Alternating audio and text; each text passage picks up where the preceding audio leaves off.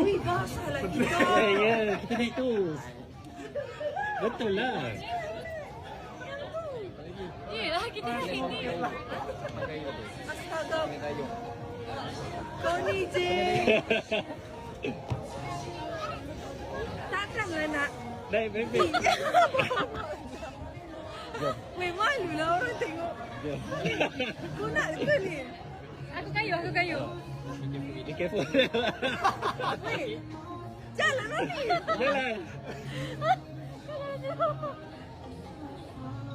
Jalan macam. Okey, kita pegang tangan dia. Ya. Okey. Langkah jauh. Cari bebek tu dah. Rapat. Okey, kita gambar. Ini Christmas. Ini tu kau tulis atau apa? Christmas. Thank you. Ni banyak menipu korang ni kan. Dia suruh aku naik bebek lah, naik apa laut ni.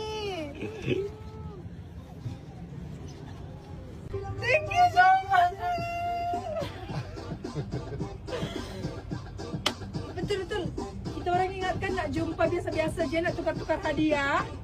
And then suruh pakai baju merah semua. Sebab actually esok birthday Icha. Tengok diorang ni semua. Thank you so much guys. Love you. Oh, tak expect. Oh, cik. Pergi cepat. Happy birthday to you. Happy birthday to you. Thank you. Cik. Happy birthday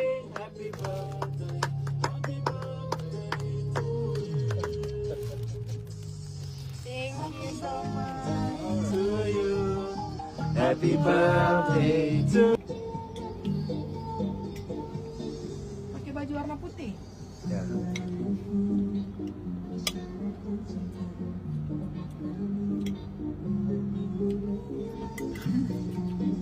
Ngam-ngam aku punya.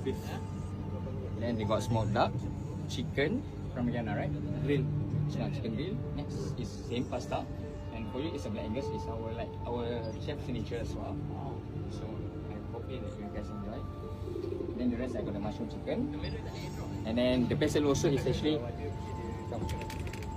this one Mr. G order. Okay.